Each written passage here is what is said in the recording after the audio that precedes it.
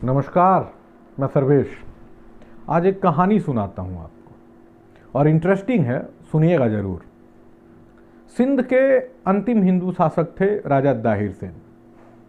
दाहिर सेन के समय सिंध की स्थिति ये थी कि सिंध में बौद्ध धर्म को मानने वाले लोगों की संख्या अधिक थी और हिंदुओं की संख्या थोड़ी कम थी।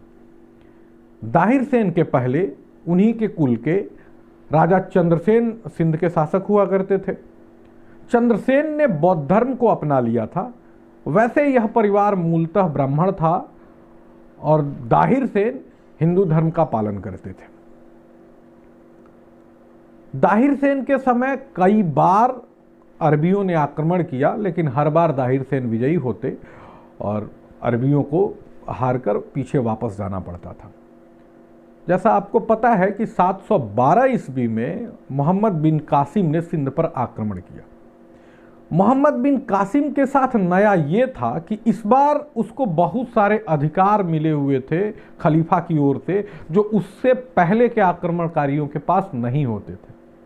पहला तो ये था कि मोहम्मद बिन कासिम को यह स्वतंत्रता दी गई थी कि इस बार तुम जितनी संपत्ति लूट कर लाओगे उस पर पहले के नियमों की तरह आधा उनमें से हिस्सा खलीफा नहीं लेगा, बल्कि वो सारी संपत्ति मोहम्मद बिन कासिम की होगी।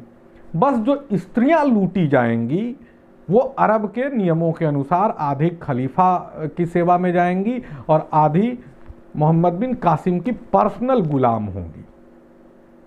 तो नई शर्तों, और ये भी खलीफा की ओर से कहा गया था कि अगर तुम सिंध को जीत लेते हो तो सिंध का शासन तुम्हें ही सौंप दिया जाएगा, तुम ही सिंध के राजा हो जाओगे।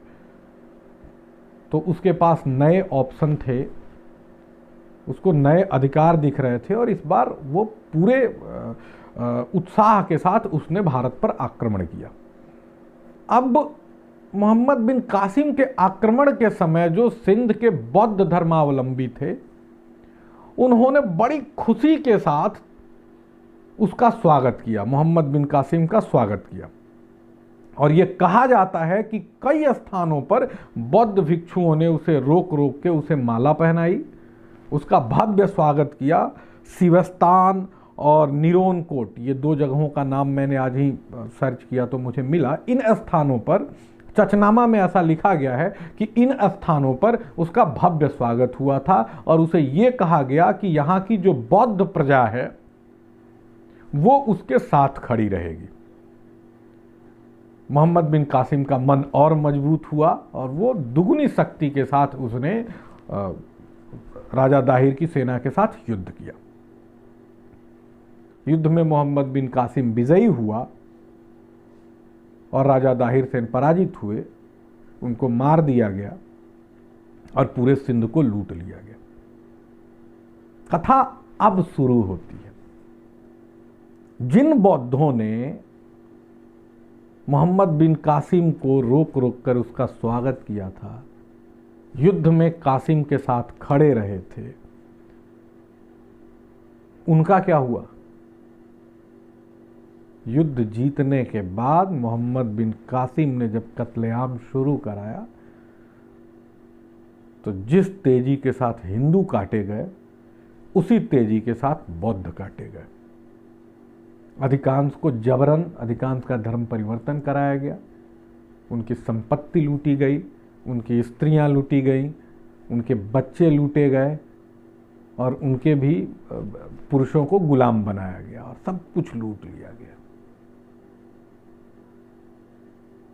तो मोरल ऑफ द स्टोरी ये है कि हम दाहिर सेन से असहमत हो सकते हैं।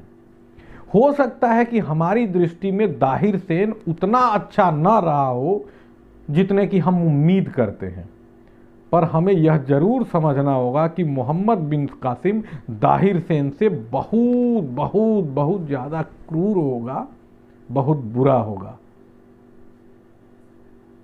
हम दाहिर सेन से चिढ़ सकते हैं, लेकिन चिढ़कर मोहम्मद बिन कासिम का अगर समर्थन करते हैं तो यह बहुत बुरा है। इतिहास केवल इसलिए पढ़ा जाता है ताकि इतिहास में हुई गलतियों से हम सीखें और इतिहास में हुई गलतियों को हम न दोहराएं। ज़्यादा कुछ नहीं कहेंगे। कहना क्या चाहते हैं यह भी आप समझ ही रहे हैं, मुझसे अधिक समझदार हैं। जय हो।